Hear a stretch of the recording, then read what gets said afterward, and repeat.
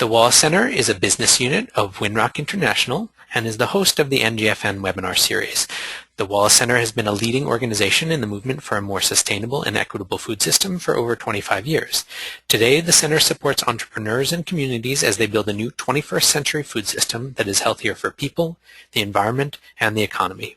The center serves the growing community of civic, business, and philanthropic organizations involved in building a new good food system in the United States. In particular, we're focused on advancing regional collaborative efforts around the country to move good food, healthy, green, fair, affordable food beyond the direct marketing realm into larger scale wholesale channels. The National Good Food Network, or NGFN, is an initiative of the Wallace Center. It is structured as a network of networks, ensuring efficient flow of information and innovation from boots-on-the-ground projects to the national level and back down to the grassroots level across the nation. The Wallace Center coordinates and supports the network. Our goals are to work with the growers to ensure that there's an abundant supply of good food to meet the high consumer demand for the product, to collect and disseminate the best models, stories, methods, and outcomes, and to ensure that policymakers are informed about the wonderful successes our network and partners have had so that we can continue to increase support for regional healthy food. You can learn more about the great work of the National Good Food Network on our website, ngfn.org. And you can always email us at contact@ngfn.org. One major piece of the NGFN's work is the NGFN Food Hub collaboration. For the last couple of years, we have worked to support the growth and success of food hubs across the country with a four-pillar approach: networking, research, technical assistance, and intensive work with 9 study hubs and some regional food hub networks. We have a library of fantastic resources for food hubs. You can get there directly by typing foodhub.info into your browser. This is a collaboration with USDA Agricultural Marketing Service, Center for Regional Food Systems at MSU, Farm Credit Council, and recent collaboration partners Wholesome Wave, School Food Focus, and the National Farm to School Network, all bringing unique perspectives to supporting this linchpin piece of regional food systems. With that, let's dive in. I'm pleased to introduce Gary Madison. He is our first panelist today. Gary Madison works for the Farm Credit Council in Washington, D.C., which is the trade organization of the farm credit system. Farm Credit is a nationwide network of borrower-owned lending institutions providing credit for the nation's farmers and ranchers. As the Vice President for Young Beginning Small Farmer Programs and Outreach, Gary seeks to identify and meet the needs of the next generation of farmers and ranchers as part of Farm Credit's enduring mission of service to agriculture and rural America. Farm Credit provided some $7.7 billion to young farmers, $12 billion for beginning farmers, and $14.2 billion in financing for small farmers in 2008. Until recently, Gary was a small farmer operating a wholesale greenhouse business in New Hampshire, including raising cattle for the local freezer beef market. He holds bachelor's degrees in agronomy and biology from the University of Connecticut. Gary. Thanks, Jeff. The first part of today's webinar is about farmer financial training in general. My comments are directed to those who seek to train beginning farmers, but I know that there are plenty of farmers listening to this who can also benefit. I'd like to lay down the basic principle that any beginning farmer trainer has the obligation to communicate to trainees expectations for operating a farm business. No matter what the scale of a farm operation, there has to be a commitment of resources. Notably, that includes time and money. And the larger the anticipated farm business, the larger the commitment of resources, and consequently, the bigger risk of loss.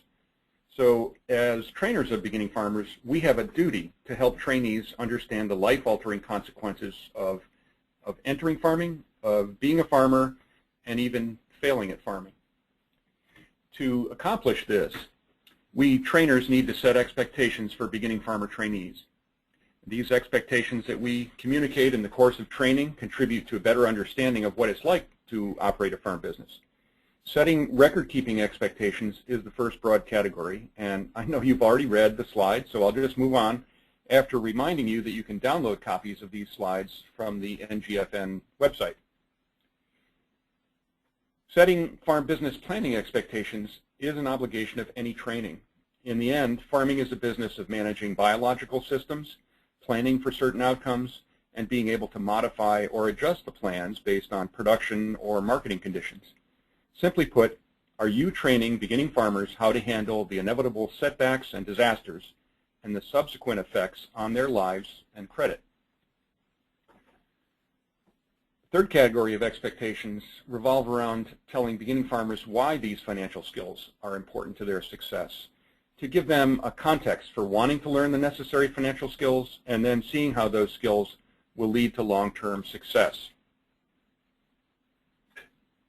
So this brief outline of what expectations should be set in beginning farmer training has been the basis of a beginning farmer and rancher development program operated by the Farm Credit Council and the Wallace Center and funded by USDA. Our project does not directly teach beginning farmers, but rather offers tools, assistance, and consulting to those who train beginning farmers. This project is called Evaluating and Improving Educational Instruments and Outreach, affectionately known as EIEIO for beginning farmers. We also have our own theme song, which I'm sure you've heard. A tool we have developed to strengthen the financial skills training for beginning farmers is the Trainer's Resource Guide. I'd like you to note that EIEIO is focused on business planning and financial literacy only. We don't do training in or assist or consult in training on production methods. Our focus is on helping those who train beginning farmers do a better job or improve what they do for financial and business planning skills. Here's a website address down at the bottom of this slide so that if you're now on your computer, you can go to that site and look around, and I won't be able to tell that you are no longer paying attention to this slideshow, but that's up to your own conscience if you want to do that. But if you are a dedicated webinar viewer, here is a screenshot of the homepage of the Trainer's Resource Guide. And here is the heart of the site, the resources page. And note that you can sort over on the right-hand side there. You can sort for the type of training resource that you're looking for by topic or knowledge level or other factors. The Trainer's Resource Guide is intended to provide you with a list of resources that have been tried by us, by others, but with a quick description so that you can easily assess what might be the right tool for you to use in your training curriculum. A particular suite of tools that I want to point out to you today that are on the Trainer's Resource Guide are 3 surveys for assessing financial skills needs and training outcomes. These surveys are intended to be used before any training to figure out what your students know, then the second survey after you've taught them so you can measure your own effectiveness at teaching, and then a follow-on survey for 6 months later so that you can measure retention. Here's what the survey tools page looks like on the Trainer's Resource Guide. You can download and print the surveys as PDFs down there towards the bottom of the page and hand them out and have people just do it on paper. Or, for instance, if you're a trainer, I'd suggest downloading the PDFs so that you can look through the survey, and I think you'll be able to, perhaps even just by reading the survey, find ways to, conceptually anyway, improve your own financial skills training by perhaps covering some of the topics that are listed in the survey. So it's a training tool in itself just by reading the survey for you as a trainer. Or you can follow the directions to set up an online record-keeping system that will allow you as a trainer to get aggregated reports, and those would be the links towards the top of the page. If you do set up an account, your trainees would see this page as they first log on to take their own survey. And by entering a unique code number, students' results from all 3 surveys can be compared. So you as a trainer would be able to get a report of what your students do. And I'd point out for those of you who may be in university systems, this survey tool, these survey tools have all met the standards of the Institutional Review Board at Iowa State. So they are able to be used on human subjects. And if you're not familiar with all of what I just said, it's not as scary as it sounds. It's just that there are certain regulations that universities have to follow as far as anytime they're asking personal information of somebody. And this is a picture of the first screen of the pre-course survey.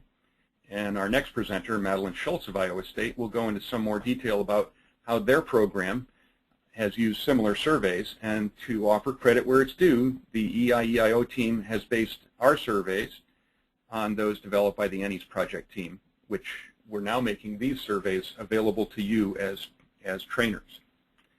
And just one last thought. Thanks to USDA for making this and all the other work of the EIEIO project possible. That's it. I'll look forward to the questions as you type them in or towards the end of this, this webinar. Back to you, Jeff. Thanks, Gary. It gives me great pleasure to introduce Madeline. Madeline Schultz joined the Iowa State University Extension and Outreach Value-Added Agriculture Program in 2003.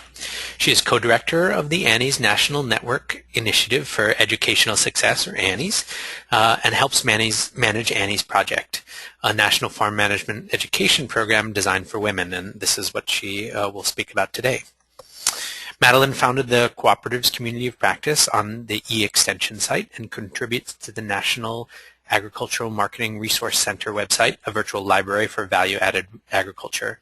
She designs training programs from one-day value-added agriculture forums for Iowans to 2-week intensive agriculture courses for international learners.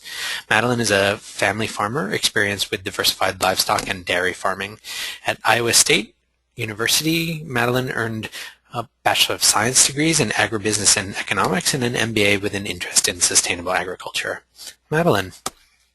Well, thank you, Jeff, and thank you, Gary. It's good to be with you all today, and thanks for your interest in Annie's Project.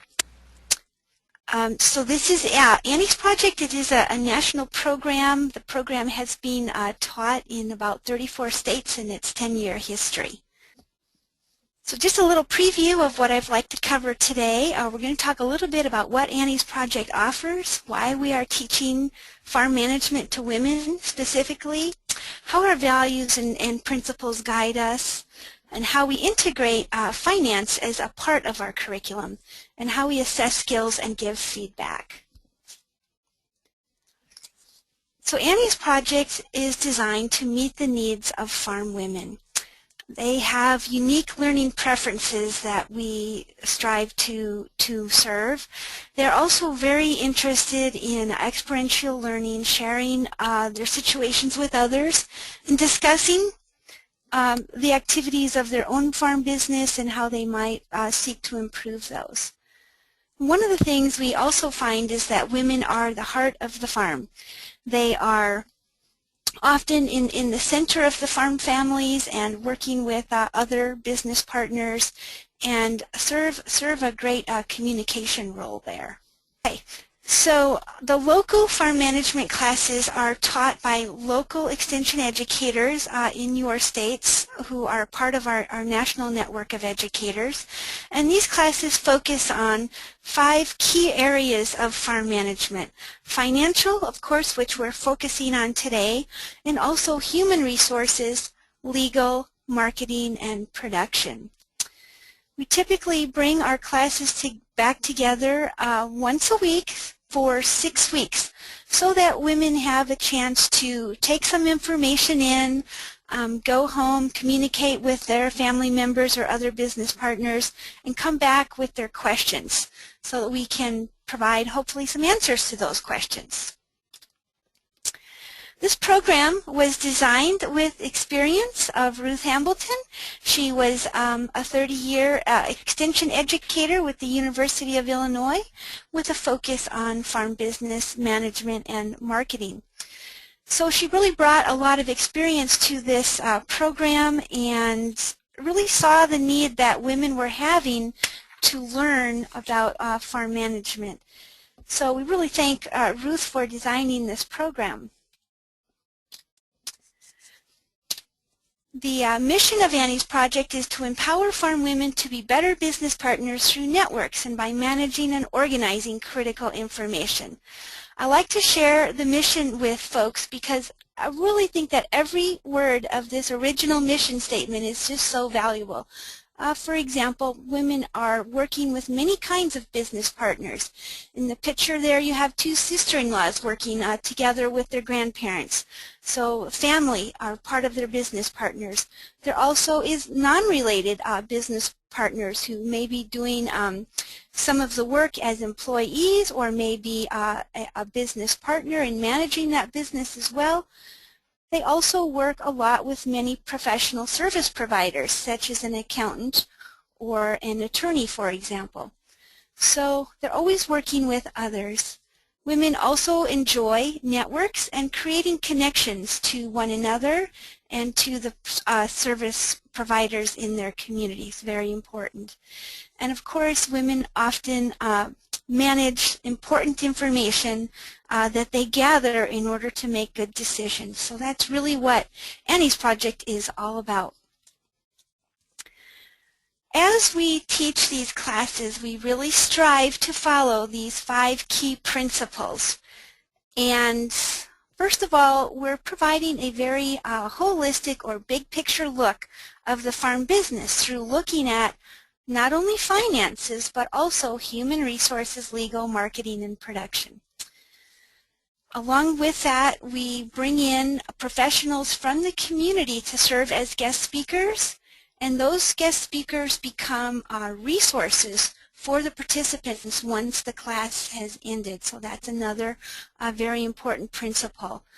We know that women enjoy hands-on activities and definitely time to discuss the issues that they are having on their farms and enjoy helping one another solve issues or problems that the class may have. So we need to allow time for that. Very importantly, we provide unbiased, research-based information from the land-grant universities as part of our mission. We also enjoy creating a learning environment where mentoring is spontaneous. Some of the ways that we do this is to allow time for networking. We typically provide some light meals with our programs to allow people to have a chance to get to know one another, learn about each other's businesses, and just be able to help one another even after the class is over. Along with those key principles, here are our core values. And these are really the values that we try to bring into the classroom, all of the Annie's Project educators in working with their audience. First of all, it is a safe harbor. We want women to know that this is a place where you can ask all of those questions that you may not feel comfortable answering in other settings. Again, we're trying to create that connection to one another and to professionals in the community so that there is that network and of resources that women can go back to once the class is completed. We also look for that moment of discovery where women are really taking in a lot of information and figuring things out about their own farm business as we go through this class, so that they leave that class session with information they're going to use hopefully in that next week or soon. One thing we recognize is that there's always somebody in the class who probably knows more about a particular topic than the speaker. Maybe that person has had a lot of experience in marketing grain, for example, or a lot of experience in selling direct through a farmer's market. Then we allow that person to share that experience and knowledge that they have through guided intelligence.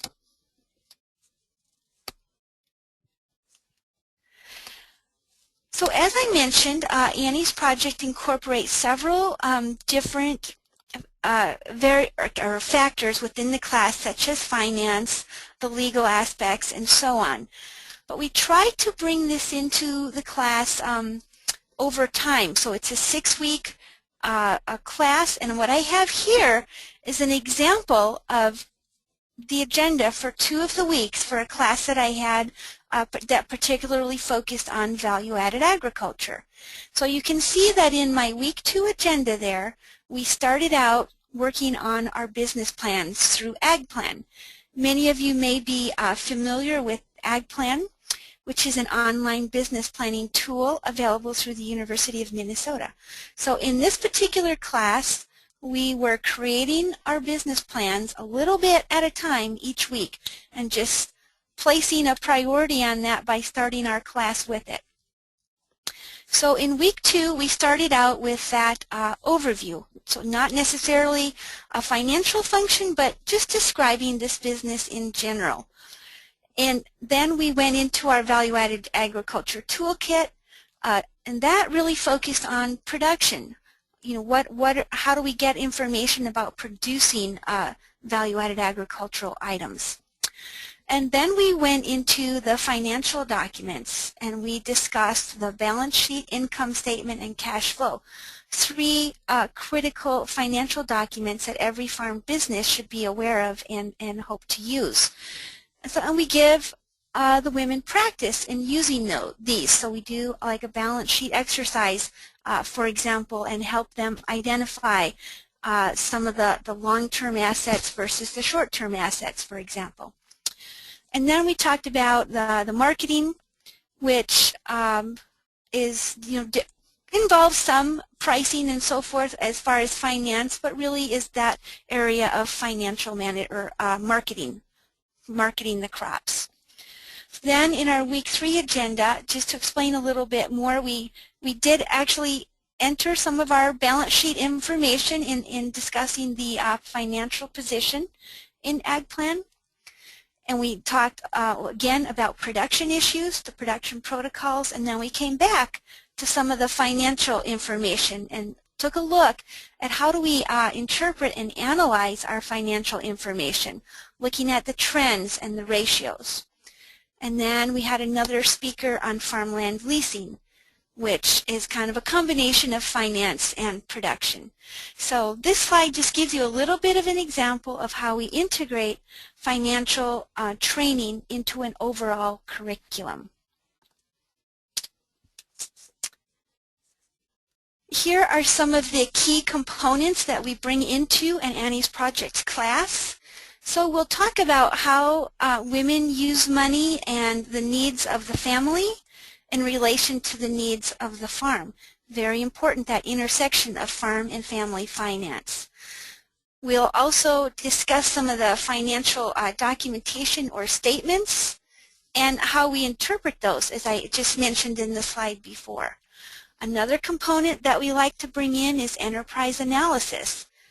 For example, if we are a vegetable farmer and we want to look specifically at some of the crops that we're producing, you know, how profitable is our carrot production versus something else that we may be doing, either another crop such as tomatoes, or maybe it's another complementary activity such as pastured poultry on our farm. So looking at those enterprises to see where are we actually earning income. And farm leasing, as I mentioned earlier, and then also bringing in the Farm Service Agency, looking to see, help women understand what the resources are available from that agency. So for all the educators in our audience today, here's just a few examples of the learning objectives, some of the very specific things that we are teaching in these classes. For example, how to calculate a ratio or how to estimate our cost of production. So just an example of some of those specifics. Earlier in the presentation, Gary showed you an example of the survey where people are asked to go in and enter their information and to just rate their own knowledge of things. So here's an example of what the results look like. This is what the educators would see when they get back a report. And this happens to be a post-class report. This actually was after my value-added ag class that I was just telling you about. So you can see that the participants were very familiar with a lot of these topics, such as financial ratios. They felt they were quite familiar with those, thought they knew a lot. the one that they may not have understood as well perhaps is this kind of the center one there on family expenses and how does that compare to national benchmarks. So as educators, this gives us a little bit of an indication that maybe we need to spend a little more time in that area if it's important to us. Or it may simply be an indication that that was less important to our audience and our class really wanted to know more about, cash rental rates or something else that we have. The same questions are asked of participants at the start of the class and at the end of the class. And it's really a great way of assessing skills because in the beginning, they may go through this questionnaire and realize they actually know more than they thought they knew and be pleasantly surprised. Or the opposite could be true, like, gee, they thought they knew a lot about marketing, but there's some things here that are new to them that they're not familiar with. So in the beginning, it kind of gives them a nice preview about where this class is going, but it also helps them just kind of understand some of their own strengths and weaknesses. Oftentimes, participants realize that they actually do know more than they thought they knew, and that's really a good way of empowering people to go ahead and learn more. So along with some of that, bar charts and things like that, there is always the anecdotal kinds of evaluation where people are just telling you in their own words what this class has meant to them and how they're going to be able to use it. So that's an important part of evaluation, and it is part of our national assessment tools, both the one that Gary shared with you earlier, as well as our specific Annie's Project assessment tools. So just a few quotes from here, and gives the educators a good indication of what kinds of things were important to the participants, and that they'll be able to take home and use. So just a couple of slides there about the importance of the financial training in the class as well as the business plans.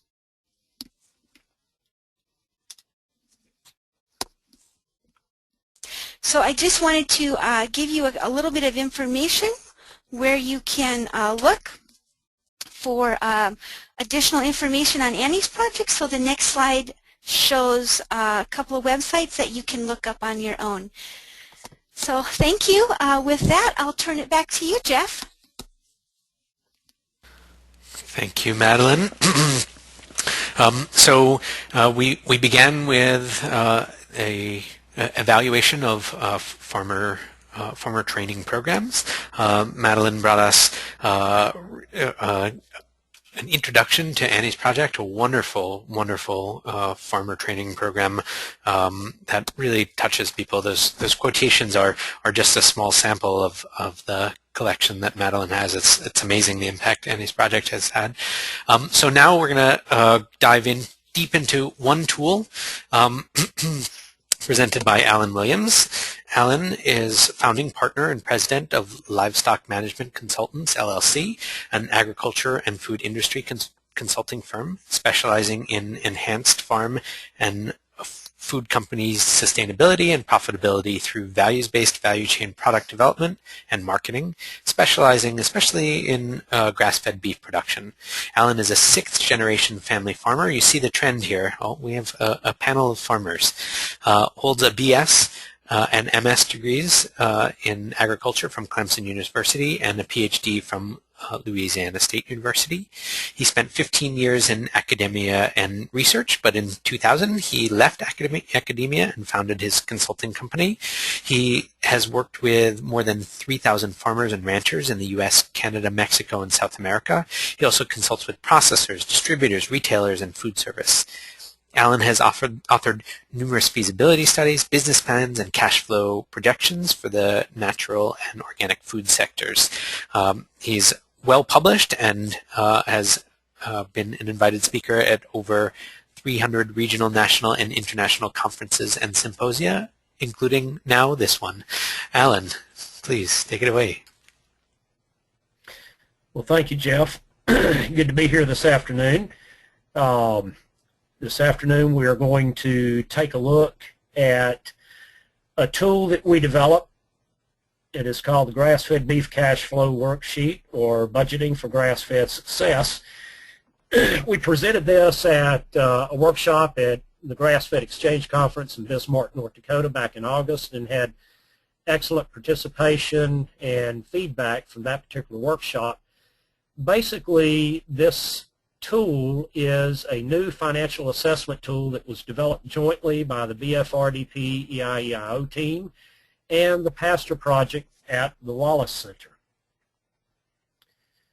Now, what does it contain? We have contained within this tool basically 4 different worksheets in a spreadsheet format, and we have real-life cost estimates taken from actual farms and ranches for cow-calf, stocker to finishing phase, direct marketing of grass-fed beef, followed by a worksheet that allows you to be able to develop a 5-year projected cash flow. The estimates that are currently reflected in this tool are costs that were taken and estimates and performance data that were taken from the upper Midwest region. Now, what factors do we account for in this tool? First of all, we account for virtually all of the production data, such as the weight of the calf, average daily gain, things like weaning rate, cull rate of your cows, the finished live weight, or in other words, the weight of the animal at harvest. We also account for things like daily dry matter intake. We include cost of production data, and these would include things like the cost of the pasture, the cost of our harvested forage, supplement costs, non-feed costs such as vet meds, machinery costs, fencing costs, those types of things, and cost of gain. So how do you use this tool? Well, as I mentioned earlier, there are 4 worksheets that are contained within the spreadsheet. The first is the cow-calf worksheet, and if you have a cow-calf operation, you can go in and you can look at the current numbers that are represented there, and you can, in any non-formula cell, you can change those numbers to reflect numbers that you experience on your own personal operation. We have a finishing worksheet that is basically geared towards calculating costs for grass-fed finishing and then marketing to an existing branded program. We also have a finishing worksheet that is directed towards grass finishing cattle for your own personal direct marketing, or marketing directly off the farm direct to the consumer. And then again, finally, the last worksheet is the 5-year cash flow worksheet. These worksheets are interactive, so as you change numbers in the cells to reflect your actual cost or projected cost or performance data, then the worksheet will automatically recalculate all of the other numbers for you. Again, you can change numbers in all of the non-formula cells, and when you change those, the spreadsheet will pick those up and recalculate your output variables. It accounts for varying types of operations: cow-calf, cow-calf to finish, and in this case, this will be cow-calf to grass-fed finish, and then feeder to grass-fed finish. And for those of you that may not be familiar, a feeder animal is an animal that has been weaned and typically is somewhere between 700 or 600 and 800 pounds prior to going on its final finishing diet. We typically refer to those in the beef industry as feeder cattle. The spreadsheet, or the tool, also accounts for cattle morbidity and mortality. So we do have in there losses that occur due to average mortality in a herd and average sickness in a herd, where we have chronics that we may have to cull out prior to them finishing. We allow for adjustments in actual cost or performance data. We also allow for allocation of calves that are born on your farm or ranch into various marketing channels. And this includes being able to market a portion of those calves at weaning, carrying a portion of those calves all the way to the finished phase where they are then marketed to a branded program, and then carrying a portion of your calf crop to the finishing phase where they are then marketed in a direct market type situation. The spreadsheet will calculate for you the cow-calf cost of production, the cost per pound produced, the total cost of gain, the acres needed per head produced, the total gross revenue, net margin per head, and net return per acre. It accounts for custom processing in the direct marketing section, custom processing, packaging, labeling, transport, cold storage, and sales and marketing cost, and provides a 5-year cash flow that accounts for all pre- and post-harvest production cost. Now at this point we'll transition over to our spreadsheet and we'll just do a quick little run through.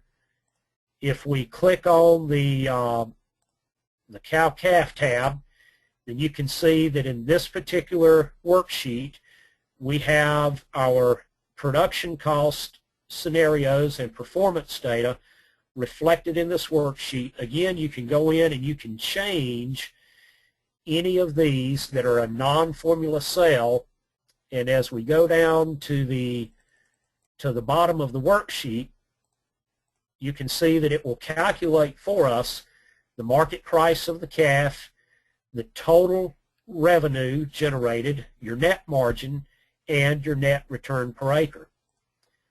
When we go to the finishing worksheet, we have a similar type worksheet here that reflects the performance data and the cost of production. And as we tab down to the bottom of the worksheet, it again tells us the total revenue or gross margin that we generate from the sale of that animal, and this will be selling that animal into a branded program at a dressed weight or hanging carcass weight of 255 per pound. And again, we can go in and change that to more accurately reflect whatever price you are currently getting in your particular area or region from your branded program. It also calculates the net margin, the acres needed per head for forage finishing, and then your net return per acre. On the direct marketing, it's very similar to the branded program feeder to finish, with the exception that at the bottom of that worksheet, we also include your post-harvest cost. If you're marketing direct to a branded program, you will not have these post-harvest costs, but if you are direct marketing, then you'll need to account for these in the total cost of production in order to determine your target sales price and your potential net profit. And so this includes costs such as transport of the cattle to the plant, slaughter cost, fabrication cost, cold storage, retail beef transport, marketing and sales, and then miscellaneous cost on a per head basis. And then finally, if we go to the cash flow portion of the spreadsheet, this is where you can plug in the number of cows. If you're a cow-calf operator, you can plug in the total number of cows that you're running on your farm or ranch. You can determine the number of calves that you want to sell at weaning, the number that you want to finish and direct market, and the number that you want to finish and sell to branded programs.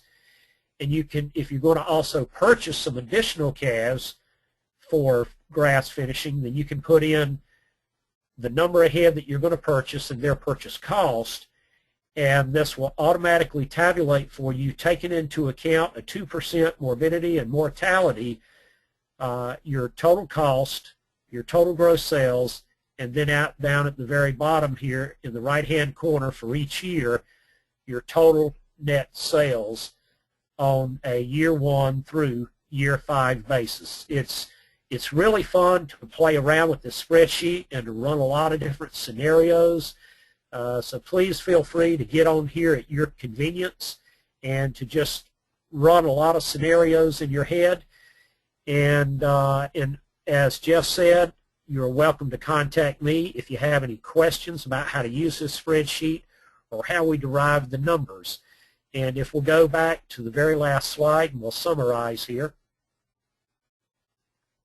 I always like to use a picture like this at the very end of my presentations because this is what it's all about. You see the ribeye steaks on the grill there. It's all about the end product and satisfying the consumer. That's why we're in agriculture. We're producing a high-quality food product to satisfy the consumer population.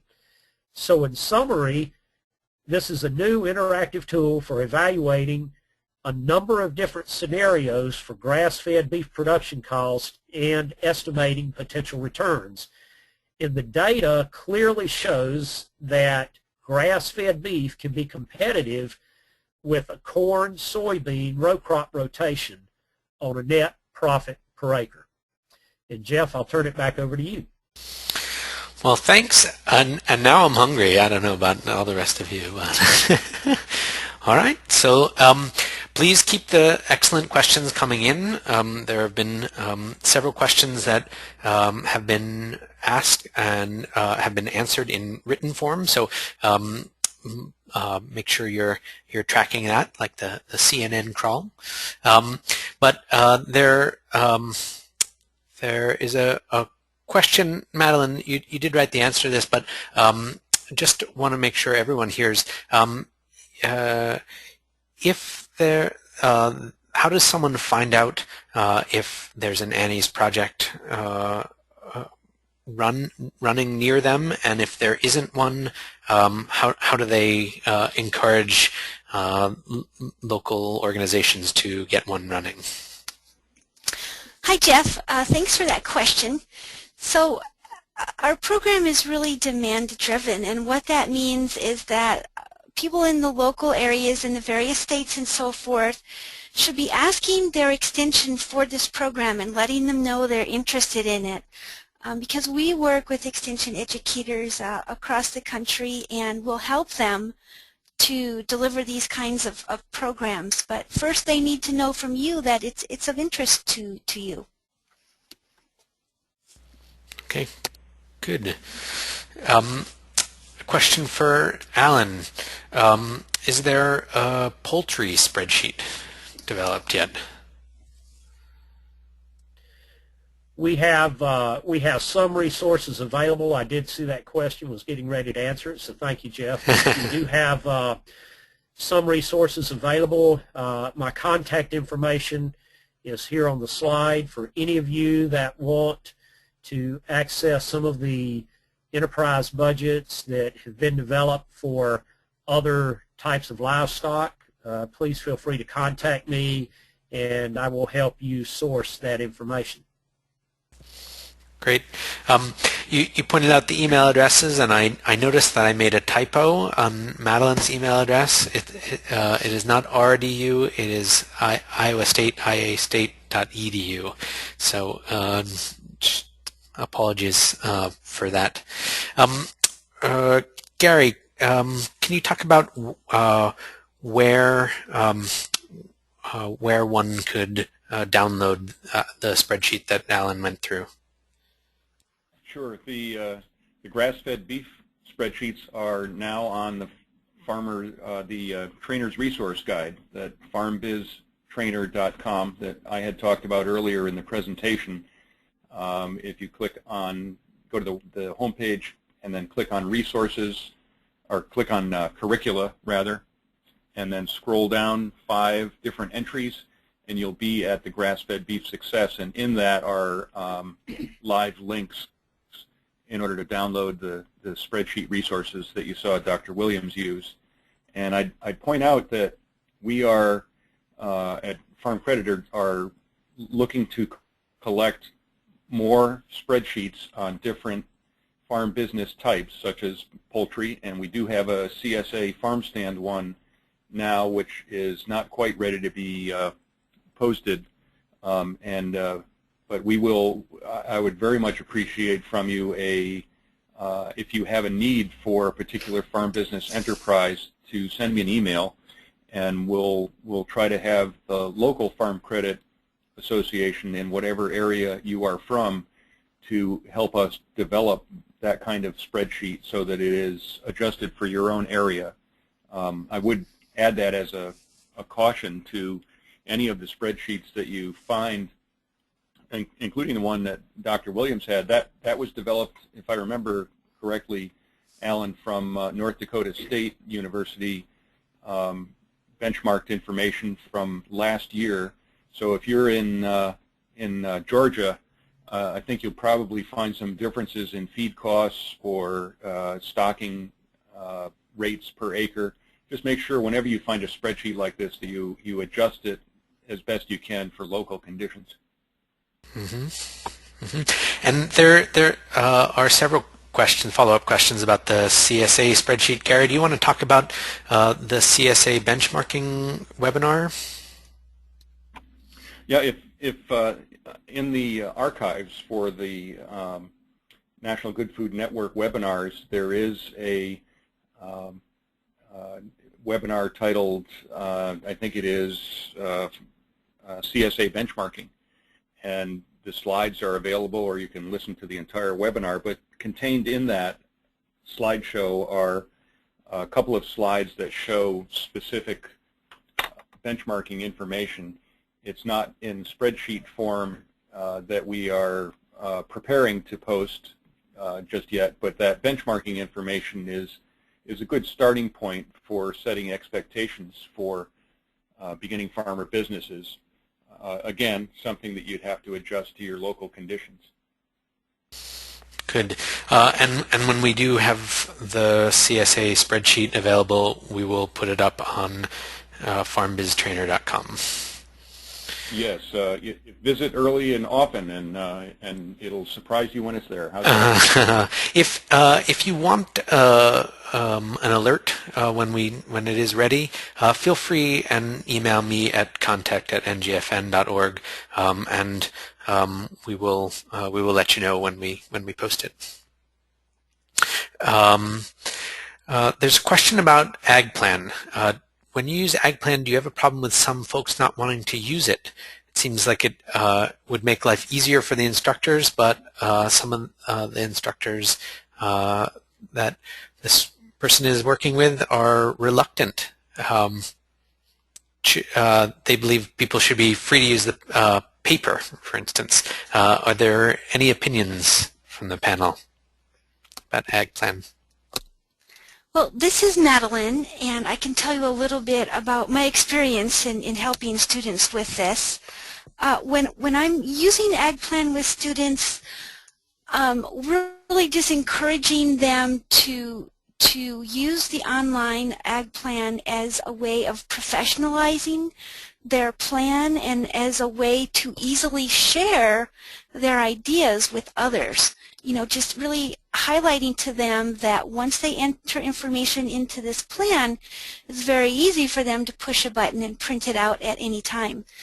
So just really focusing on that, and then just helping them through it, asking them to help one another through some of the things that they may be unfamiliar with. Thank you all for attending, and thank you especially to Gary, Madeline, and Alan. Fantastic presentation. This webinar was designed to whet your appetite about these excellent tools and programs, whether you're a farmer trainer, or another support organization. All of our panelists are certainly happy to dig in deeper with you about the tools that they presented as appropriate, and we'll have a way in the post-webinar survey for you to request the panelists to contact you to open a dialogue. Each of these could be an in-depth webinar by themselves, of course, so please dig in deeper as needed. The webinar is being recorded and will be archived on our website along with the over 50 other webinars we've done in the past. Feel free to send others who you think would have liked to have heard this presentation. There were several questions about archiving. We are certainly doing it. Take some professional development time to dig in through our other recorded archives. We should have this up within a few business days.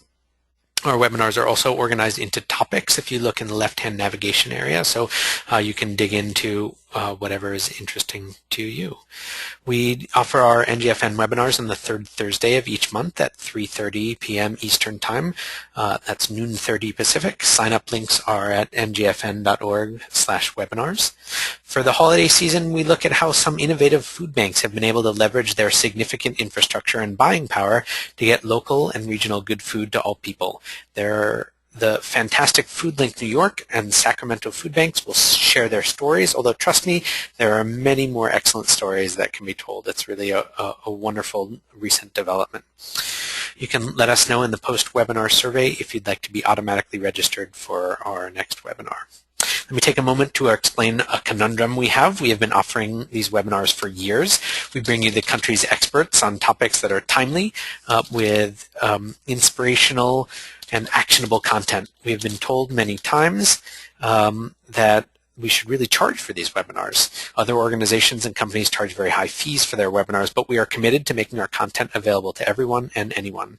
If we were to change, for instance, charge, for instance, those nonprofits who need assistance most and our growers, our students, they wouldn't necessarily have access. So what to do for those of you who are able to afford to pay? Please open a web browser right now. Go ahead. Type the address you see here. It's just bit.ly/donate-ngfn. Donations can be as small as $10, but consider that according to one survey, the lowest price webinar with an average length of 73 minutes, the length of most of our webinars, was $76. You are paying for your education. You are subsidizing the next generation of innovators and farmers. This donation is fully tax deductible, so in this holiday season, please consider us. Let me mention a few of our other websites. foodhub.info is a food hub of information, research, case studies, a map of many of the food hubs across the country. The NGFN collaboration is working closely with 9 food hubs across the country to document their stories, read about our study hubs. There are links to technical assistance providers with experience with aggregation and distribution. The NGFN Food Hub collaboration is building a community of practice of Food Hub managers and staff, and also Food Hub supporters. We have a newsletter about every month, technical assistance and networking opportunities, and more. In the post-webinar survey, indicate to us if you'd like more information about this Food Hub community of practice. Foodshedguide.org is for producers wanting to adapt to the changing food business landscape. We have instructive text and case studies with an emphasis on how to have a viable business in a food value chain. Gary talked about the Trainer's Resource Guide in this webinar. Remember, it's farmbiztrainer.com. Some absolutely terrific resources, including the two we talked about, 3 we talked about today. All in the domain of farmer financial training. Improve your curriculum. If you have a tool or curriculum you'd like to share, please let us know. We'd be more than happy to review your work for inclusion in this library of resources. Registration is now open for the 2nd Biennial National Food Hub Conference.